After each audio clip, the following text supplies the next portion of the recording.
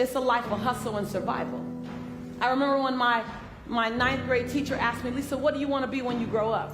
And see, I have to fight the Harlem Crip 30s every day to get home from school, so I looked at her and said, alive. I took an English class. I got a fail in English.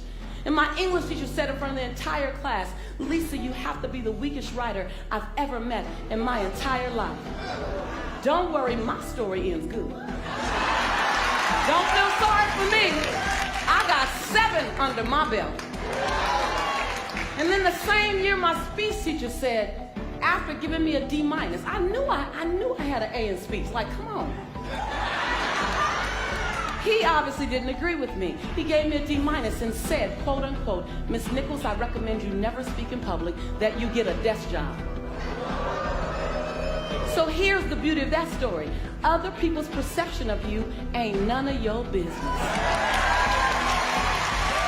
Everything you've ever been through, sat through, rose through, cried through, prayed through, everything is a setup for your next best season.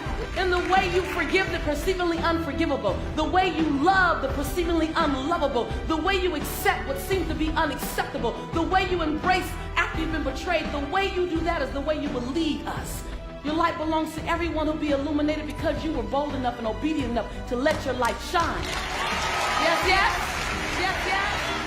And every time you cross someone's path and they can't handle your light, you know those people that they try to give you reasons why you should tone it down a bit. That they would tell Cheryl not to sing so loud. Right.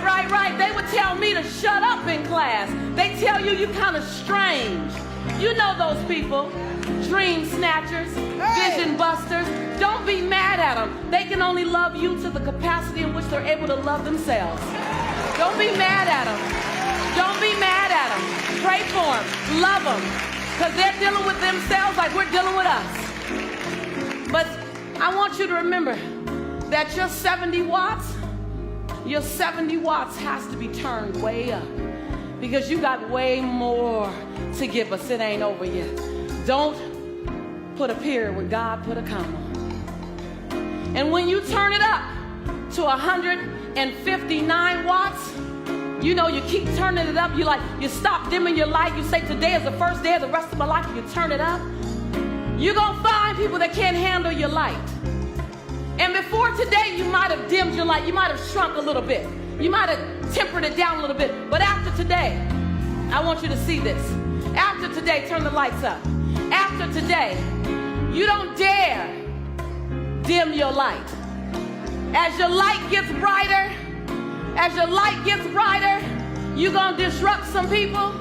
And they're going to tell you your light's too bright, your light's too bright, your light's too bright, your light's too bright. Then you just look at them and say, well, I'm not dimming my light. I'm just going to hand you some shades.